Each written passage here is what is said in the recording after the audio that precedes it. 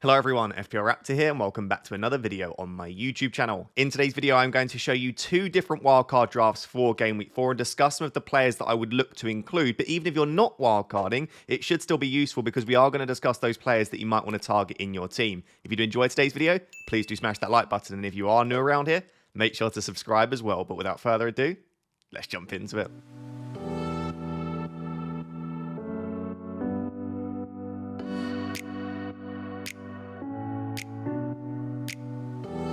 So guys, in today's video, I'm going to take you through this first draft in a little bit of detail, discuss all of the players, discuss players that aren't in the draft that I would also be considering. And then at the end of the video, I have an alternative draft. And the reason for that is this first one, bit of a spoiler alert, has HAALAND and SALAH in it.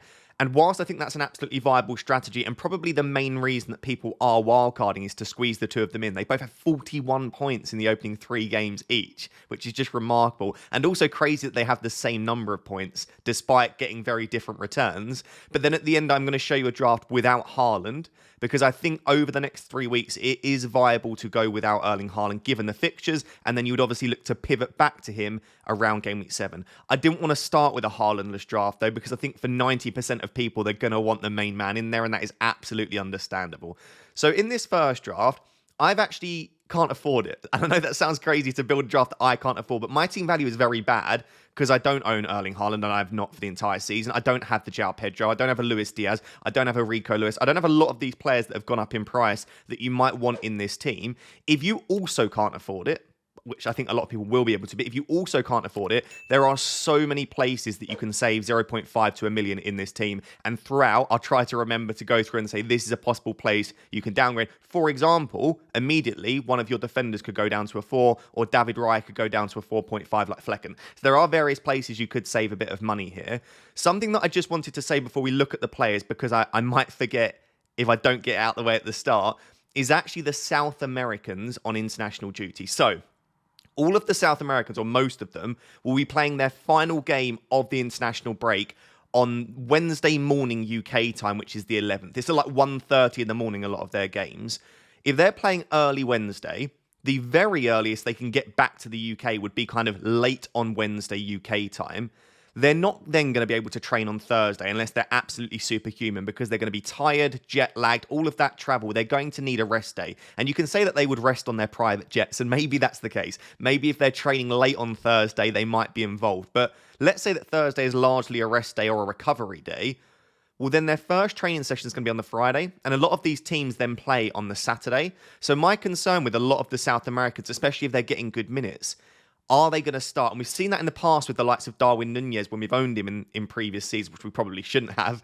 He often will play on international duty and then not feature in the game after that, especially if it's an early kickoff on the Saturday. So I would just keep an eye out on the likes of Luis Diaz. João Pedro, by the way, now, I'll try to remember to flash it on the screen, but João Pedro has now been called up to the Brazil squad. So previously, he wasn't. It was another Brazilian player called Pedro, but João Pedro has now replaced Pedro, and João Pedro's going away with the Brazil squad. So all of a sudden, it's now a doubt, is João Pedro going to start? I don't want to scaremonger. I don't want to put fear into you. However, that is now a genuine concern, because Brighton play on the 14th and Brazil play on the 11th. Is João Pedro going to start? I've got no idea. So keep your eye on these things. It's a reason that I didn't make early transfers, because you just never know what will happen over the international break, and we'll maybe reassess that closer to the deadline. So with that little rant out the way around those South Americans, just keep your eye on them. Here is the current team. So in goal, I have David Raya. Again, this is a place that I would be pretty happy, not sacrificing, but downgrading if you need to save some money. The reason David Raya is in there is, you know, from Game Week 6 onwards, Arsenal's fixtures are very good. As you can see below David Raya, yes, they have Spurs and City away in the next 2, but then they have Leicester at home, Southampton at home, and Bournemouth away. So this feels like a very tricky point, I suppose, to decide what to do with Arsenal assets, because you're definitely going to want probably 3 from Game Week 6 onwards. And remember, a lot of people will look to wildcard in Game Week 6, so you don't want to fall behind by not having Arsenal assets. But at the same time, you are wildcarding in 4, not 6. So loading up on 3 Arsenal assets for Spurs and City doesn't feel great. So I think you've got a few approaches to this. You just ignore the fixtures and just say, Arsenal are amazing, let me get them all in. You completely go without and just look to bring 2 of them in with free transfers in Game Week 6. Or you go for sort of this in-between strategy where you have one or two Arsenal assets and they maybe look to add to that in Game Week 6. So David Raya is in there basically just to save you a transfer, because I think it will be very popular to go with either Bukayo Saka and double Arsenal defence, or one Arsenal defender, Bukayo Saka and Kai Havertz. But either way, I can almost guarantee that most people will try and get 3 Arsenal for Game Week 6. So just to save you some transfers, I've got David Raya in there. Do I think he'll continue hauling at the rate he has? No, absolutely not. Because if Arsenal improve defensively, which you would expect, because they haven't been perfect defensively over the opening 3, by the way, then he won't make as many saves. The only reason he's making so many saves is because Arsenal are making more mistakes defensively, and also obviously the 10 men didn't help in Game Week 3. So let's see what happens. I don't really expect a clean sheet over the next 2, but Arsenal defence are just elite, and you just never know. So David Raya is in there. I've just got a list to the right of me. If you see me looking this way, it's other players that I might consider.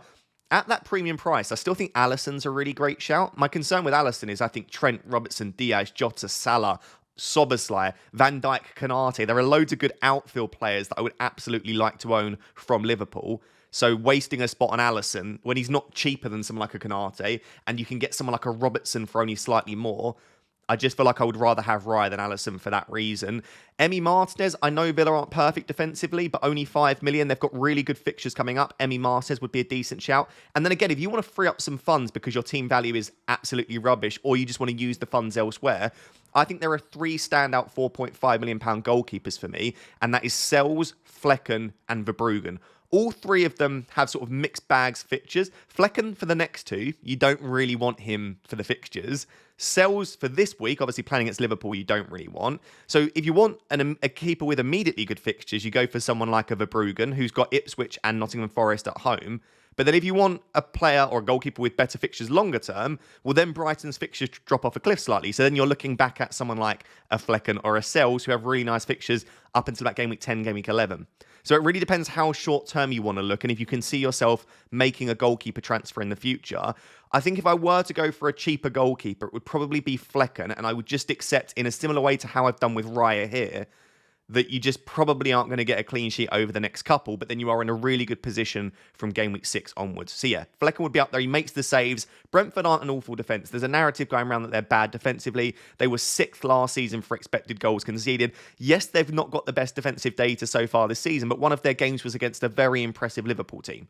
So overall, I think Flecken would be the stand-up for me. But Verbruggen, I do think, will be first choice for Brighton. So keep an eye on him as well. So that's the goalkeeper situation. I've put Fabianski on the bench rather than Valdemarson, who's in my team, just because from Game Week 6 onwards, I could see you wanting Wissa, Mbeumo, Flecken, or another player. So I don't think I would want to block a Brentford spot just in case. So I would keep that open and I would go for a Fabianski. In defence, you've got some decisions to be made. The first decision, and the most crucial decision, especially if you want to go with both Haaland and Salah, is do you want Trent? And I am not seeing many wildcard drafts with Trent. In fact, I've probably only seen, I would say, as low as 10% of drafts with Trent. And the reason for that, if you want Salah, you want Haaland, and let's say you want a Cole Palmer in there, who's going to be very popular. If you then want Trent in, if you want those 4 assets, you really have to sacrifice elsewhere. I would argue that it's not overly viable to have all 4 of them, which might be a slight spoiler for that midfield, but it just becomes very difficult because then if you squeeze those 4 in, you are eating such a large amount of your budget that you have to go really weak on the defence, or sacrifice that Arsenal spot in the defence, or go for a really weak bench, and or start 3 or 4 really cheap assets. And remember, this is a wildcard draft. This is not a free hit. This is something that you have to deal with long term. And whilst you can absolutely restructure, just sell Salah in Game Week 6 and you've got some funds, you don't want to be faffing around with redistributing funds a couple of weeks after your wildcard too much. So for me, I would rather go for a more balanced squad. And I think you have to drop one of Trent, Palmer, Salah or Haaland. I just don't think it's overly viable to go with all of them unless you've just got unbelievable team value and or you are willing to start multiple cheap assets or have a really weak bench. That would be the situation for me. So Trent is in there. Why is Trent in there? Because his data's unbelievable. He's got similar expected goal involvement to Cole Palmer over the opening 3. And bear in mind, he had a goal ruled out for offside. If that had stood, not only does he have the goal, but that boosts his underlying data even higher. We're looking already at about a 0.7 XGI per 90, which is just stupid data. If that shot counts, even if it doesn't go in, he's pushing towards like 1 expected goal involvement per 90 over the opening 3. Trent is honestly more attacking than most of the other players in this team, including the forwards. He's got better underlying data than the likes of Isak, Gordon, all of these other midfielders that you might want to choose, Rodgers, Smith Rowe. He's just better than all of them. So for me, Trent, I would argue, is even more essential for me in a draft than an Erling Haaland. I think Trent is that important. And with the fixtures that they've got coming up, Forest, Bournemouth, Wolves, Palace, Chelsea, clean sheets are viable because Liverpool are defending so incredibly well, but also the attacking returns are there. I just don't see you building a wildcard draft without Trent for me. So Trent is in there. And then because I'm trying to save money and I've already got an Arsenal defender, I've gone for 3 sort of 4.5-ish million pound defenders and then a 4 on the bench. My current favourite 4 probably is still Greaves. Fass has obviously risen to 4.1, but yeah, Greaves is probably the standout for me, but you don't really want to be relying on a £4 million defender at any point. So the 3 4.5s that I've gone for is Dunk, Lewis, and Davis. Probably my favourite 2 would be Dunk and Davis. I just think that they've got a combination of, I like some of the fixtures coming up. They've both got attacking threat in their own right. Dunk is relatively creative in this new Hertzler system. He actually created 3 chances against Arsenal, which was the joint most in the match. And he's also got that attacking threat. And I love this Ipswich at home, Nottingham Forest at home 2 fixtures. And I think after that, you can tuck him on your bench and or make a transfer in your defence. But Dunk stands out to me as one of the better cheap defenders.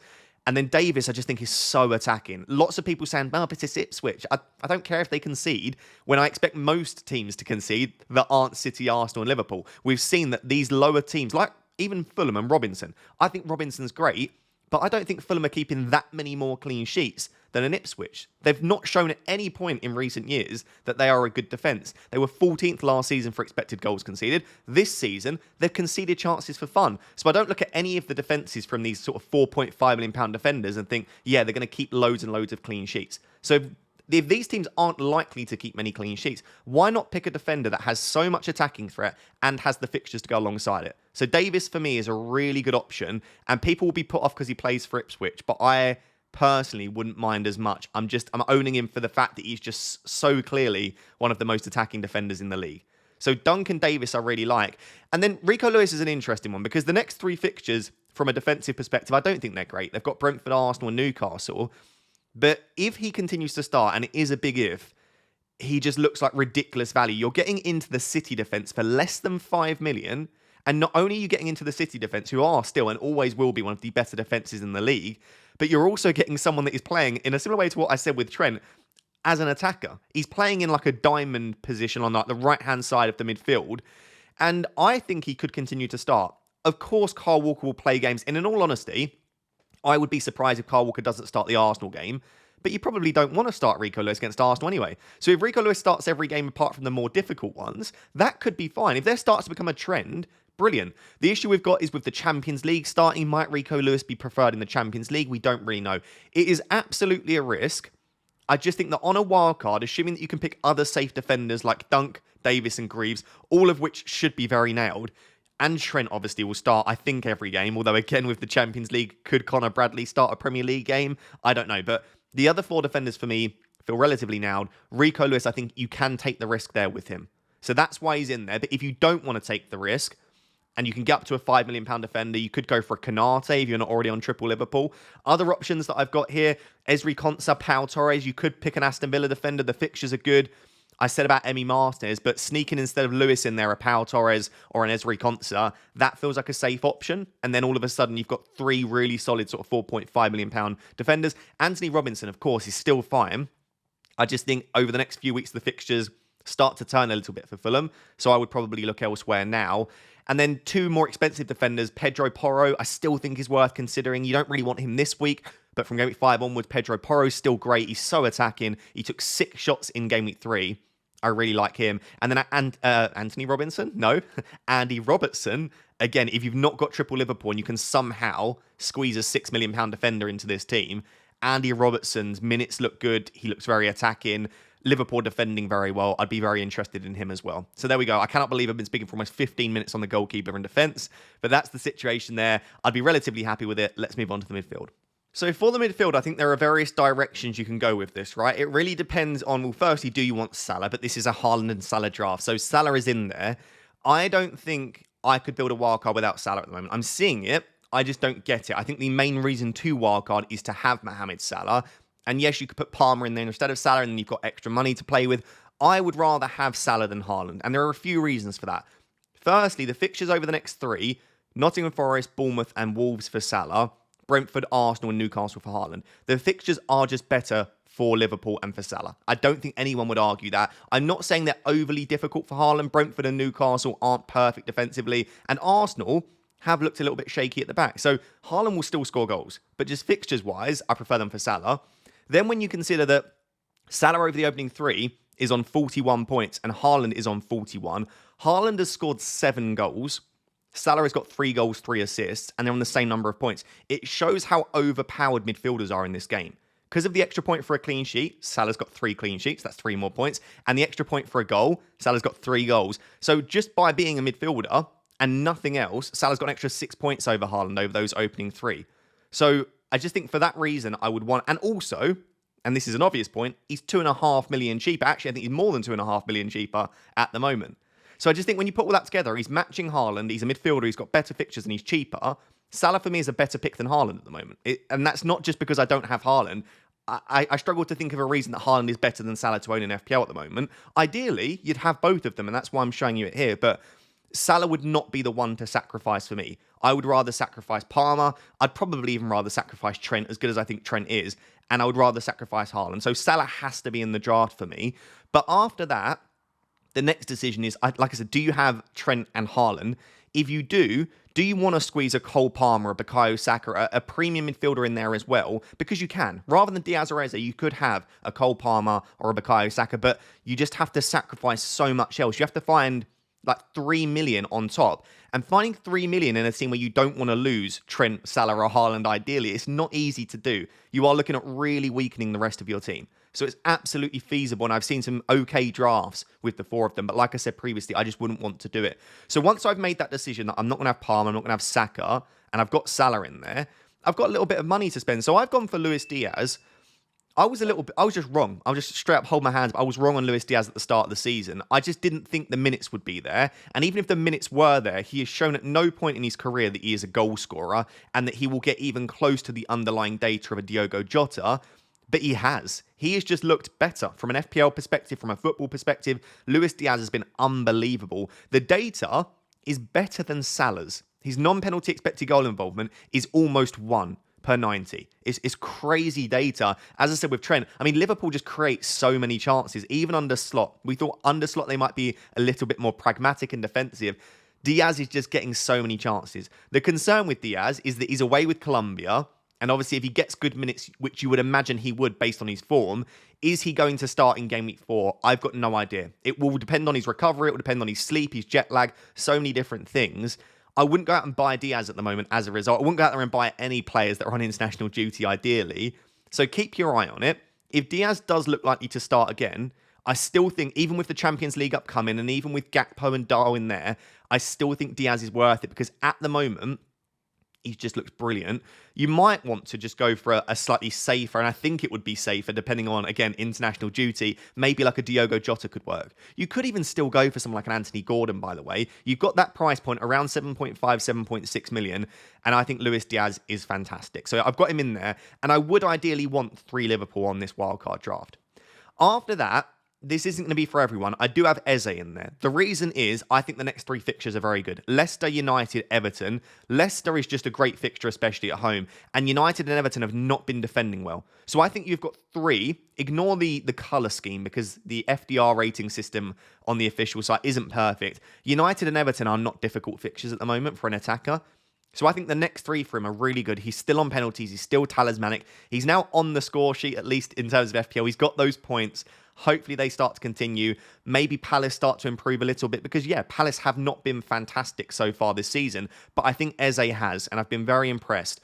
What you could do instead is you could go for a Matoma, who's a little bit cheap. You could go for a Madueke, or if you have a little bit more funds, maybe if you downgrade Diaz, you could go for someone like a Brian Mbeumo instead in that spot. Doesn't have good fixtures over the next 2 particularly, but after that, everyone is going to want a Brentford attacker and probably Brian Mbeumo in their team. So there are various things you could do with that Eze spot. For me, I would just want him in there.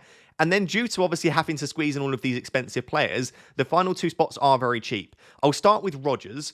I still think Rodgers is fine. I never expected him to be a game breaker, and I tried telling you that when everyone went out and bought him. I bought him myself, but we were never expecting him to go out there and get multiple returns per game. He's there as a good rotation option and a good cheap option with nice fixtures. So Rodgers would still be there, but I wouldn't start him in an ideal world. I think there are many better midfielders if you can afford it. So as a result, Rodgers is on the bench. But if you have to start Rodgers this week, if you wanted to go for an Mbeumo and you didn't thought, do you know what, I don't want to start Mbeumo against City, you could absolutely just start Rodgers. So Rodgers is there, and I do like the idea of having an 8th attacker and not going fully cheap on the bench.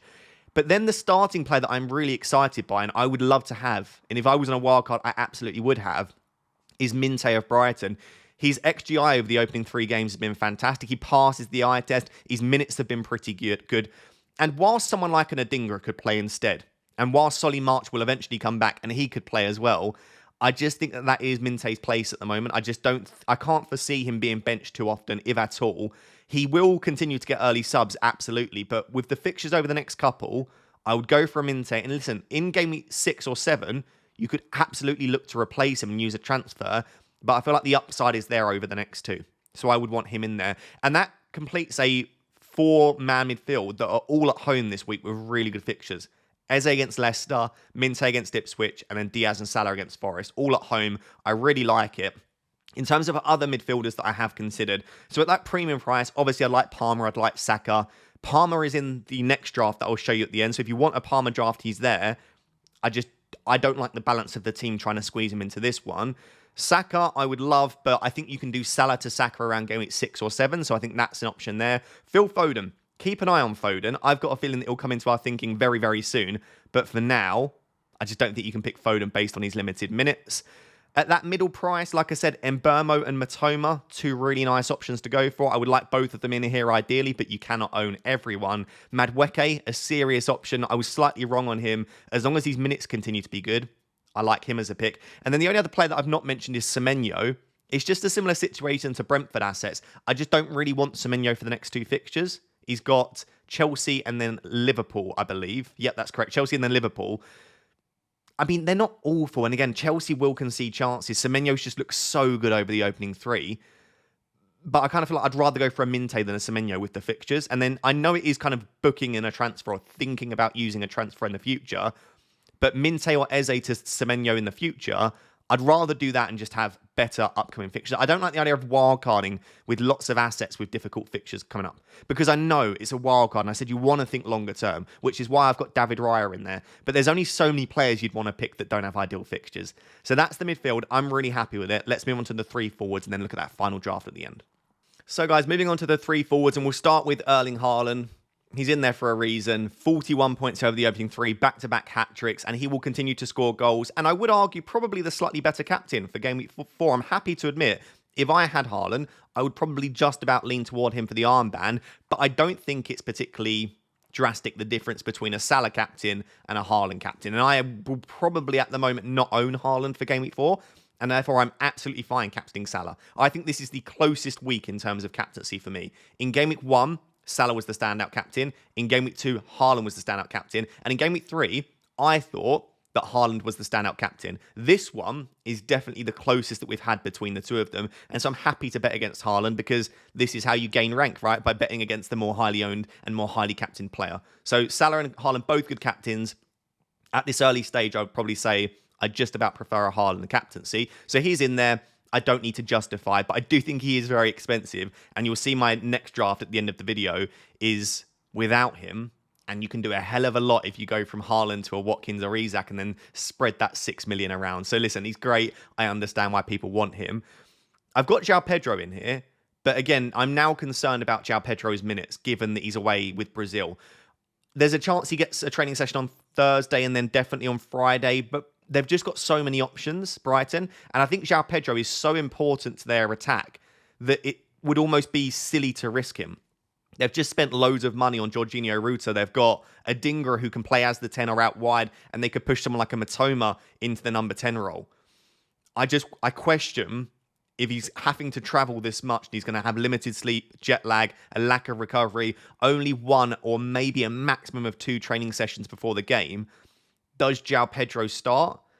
I still lean towards yes, but he's not going to get 90. If he gets 90, he's absolutely superhuman. After doing all of that travelling, I just don't see him getting 90 minutes. So you're probably looking at 20 to 70 minutes would be my new estimation for João Pedro. And even if you drop his expected mins to 65 or 70, that does change him as an asset, considering if you look at João Pedro's fixtures, after Ipswich and Forest, they've got Chelsea, Spurs, Newcastle. I think a lot of people will sell him around game week 6 or drop him to the bench. So if you're getting limited minutes in his best fixture, then he's only got one more really good fixture after that, and then you might look to sell or bench. There is the possibility of going without João Pedro. Let's see what Hertzler says, because I've got a feeling he's going to be a very honest manager in the press conferences. So maybe he'll just come out and say, João Pedro's trained on the Thursday. He looks fantastic. All of the players that were away are available. Then great. That relieves any stress or pressure. And all of a sudden, you know that there's a good chance that he plays. But I do have some question marks. If you don't want to go for a João Pedro, there's tons of cheaper options. So I've got the list here. Welbeck, immediately. He's probably going to start again regardless, but if João Pedro doesn't start, Welbeck's even more likely to start. And at that stage, there is a possibility that Welbeck's on penalties as well. So I think Welbeck is great, by the way. Calvert-Lewin, I know people will hate it. I think Calvert-Lewin's a really decent option. From game week 5, the fixtures are super strong for Everton. Not the best fixture this week against Villa, but beyond that, they've got some really nice fixtures. If you then can go a little bit more expensive, Eva Nilsson has looked really good for Bournemouth. His underlying data is really strong. If you don't have a Semenyo, Eva Nilsson could be decent. Moniz, Wood, Wissa, all just over that 6 million price. All of them are fine as options. My favourite of the bunch would be Wissa. I think Wissa is absolutely brilliant. My concern with Wissa is, again, I don't really want to start him over the next couple, but in terms of just outright assets, if we ignored fixtures, Wissa would be up there along with João Pedro as my favourite cheap forward. So he's an option. After that, you start to get the more expensive ones. So there are multiple. You could even go for like a Delap, by the way, if you needed to save a bit of money. Delap's fixtures coming up are decent. So I like a lot of the cheaper forwards, but João Pedro is absolutely first choice for me, just assuming that we can get confirmation or at least a little bit more confidence that he's available to start. So those are the two attackers that I would have absolutely on a wild card. The third one's tricky because you could go for one of the cheaper forwards. Let's say you go for a Wissa rather than a Jackson. That then gives you some funds to then move into the midfield. That gets you closer to someone like a Cole Palmer. So rather than Jackson, you could go for Wissa. Then you get a bit of funds to go from Diaz to a Palmer. And then you probably just have to downgrade an Eze and then maybe one of your bench options. And all of a sudden you can get there. But I really like Jackson. His data's always very good. It's like a Darwin situation where the data's good, but he doesn't always finish the chances. But he is starting to finish more and more of his chances. He looks confident. I would say minutes-wise, he's probably Chelsea's second most nailed attacker after Palmer. So do I like the idea of no Palmer? No. But do I like the idea of going for Jackson instead and using the money elsewhere? I really do. The concern that I've got is we have now seen that coverage doesn't exist. You know, people say, like, I know that lots of people started the season with Jota rather than Salah so that they could have Haaland because they were like, listen, no one can cover Haaland, but Jota can cover Salah. That doesn't exist. Cover doesn't, it's not a thing. No one can cover someone else's points. Salah can go out there and get 60 points and Jota could get 4.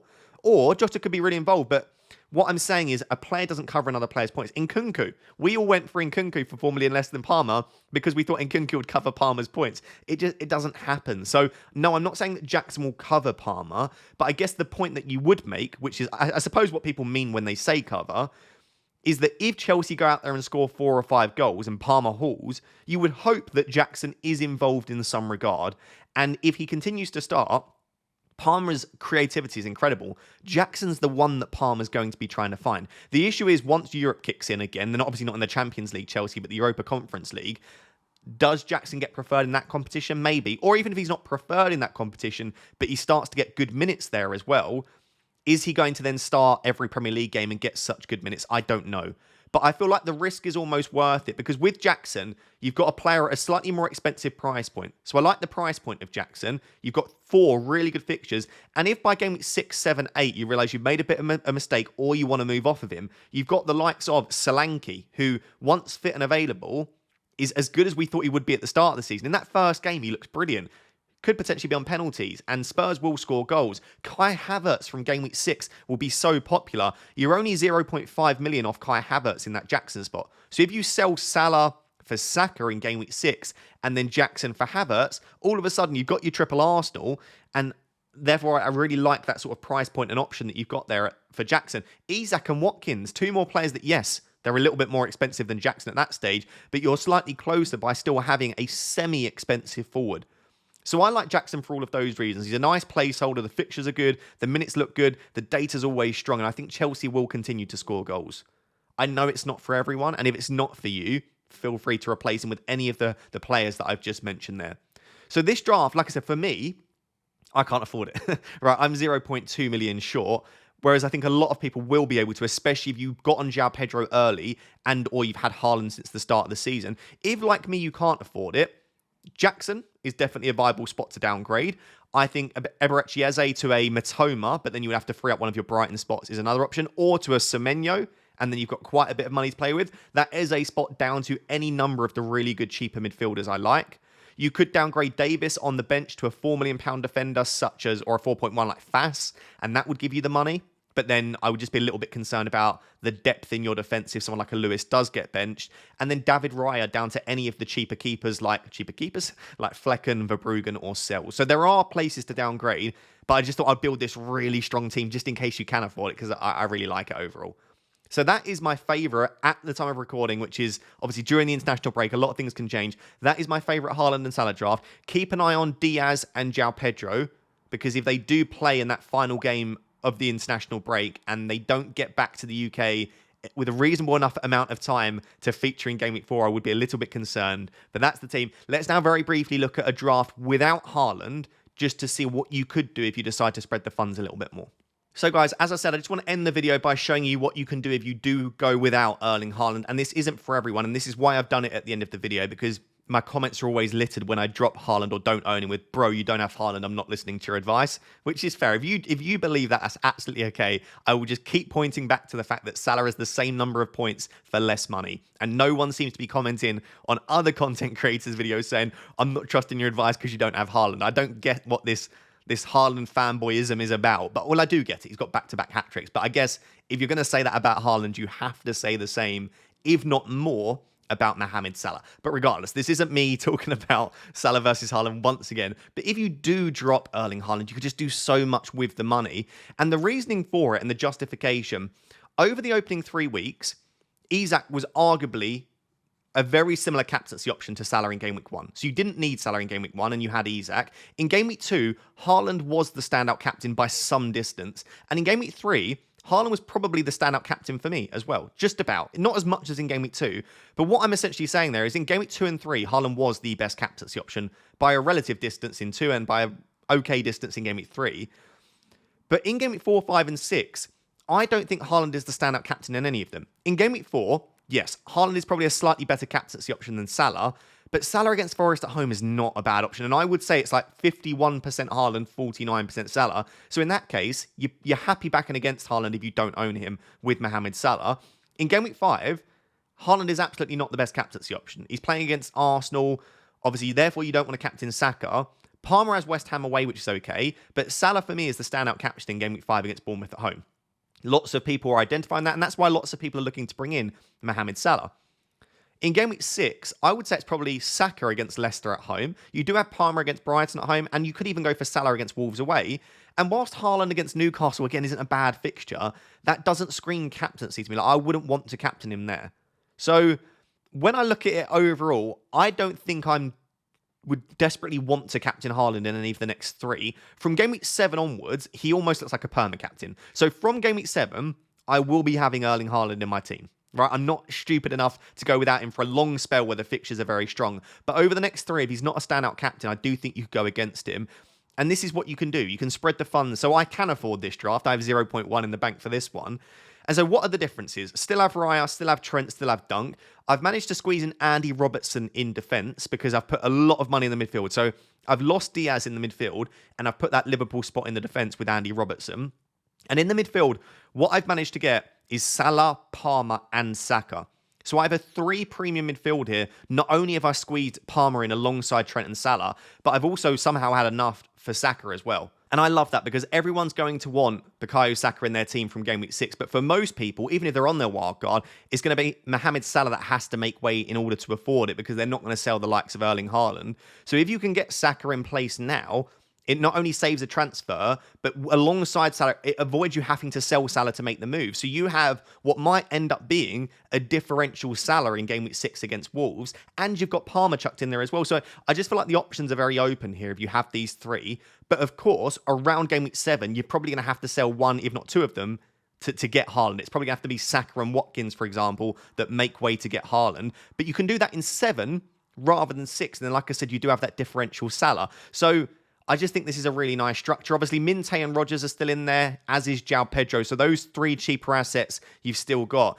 But the additional 2 forwards that have made their way in here, first is Ollie Watkins. I am still slightly concerned about his minutes. And by the way, Palmer and Watkins, they're actually flagged in FPL. I've not put flags on them here because I think they're international break injuries. And what I mean by that is I think they've done that so that they can rest and recover and make sure they're available for their teams, especially Watkins, who is still struggling a little bit. It makes no sense going on international duty. Cole Palmer, apparently it was like tightness in his groin or something. I think, again, maybe that is true, but he's just making sure that he's fit and available for Chelsea. So I think overall, as long as they aren't genuinely injured, that is a net positive for owners. So Watkins, you would expect that his minutes continue to improve. And yes, Duran is getting minutes, and Watkins isn't scoring a lot of his chances. In fact, any of his chances. But that doesn't mean he's suddenly a bad finisher. It doesn't mean he's suddenly a bad option. And whilst Duran will continue to get minutes, it's either going to be coming on as a sub for Watkins or alongside him. I would be so surprised, unless he's actually injured, if Watkins doesn't start for Villa in any of the upcoming Premier League games. So I still think Watkins is a really nice pick. And because of his minutes, and because he's missing chances, lots of people are going without Watkins. So I really like him. And then the only final option is Wissa, who, like I said in the previous section, I love as an option. And if you have these 7 other attackers, you don't even have to start Wissa in the next 2. You can get away with starting all of the other 7. And then you've got a Brentford attacker in place from game week 6. And then you can maybe look to add a Brian Mbeumo in there as well. So there we go. It's not for everyone. Most people will say I'd rather just have Erling Haaland. But if you do drop him, you can build such a good, strong squad everywhere. And you can get the addition of the likes of Palmer, Saka and Watkins in there. So there we go. Let me know what you think of the 2 drafts. Let me know which one you prefer. This team is rated slightly lower than the first draft. This one is rated at 95%, the first one 96%. If you want to get your wildcard draft rated by the AI, you can still do so for free. There'll be a link down below to get your team rated for free. And let me know what your rating is for your wildcard draft. And also, you can still get 50% off. I don't know how long they've extended it for, but they've slightly extended the 50% off offer over at Fantasy Football Hub. So if you want to get access to all of the stats and stuff that I use in these videos, do check that out in the link down below as well. So guys, there we have it. Those are 2 different wildcard teams that I would consider for Game Week 4. Hopefully very helpful for those of you on your wildcard. But I would love to know down below in the comments, if anyone's watching right now that hasn't wildcarded and you still watch and support the content, I appreciate it so much. And hopefully there was still some value in this video as well. Until next time, thank you very much. Bye-bye.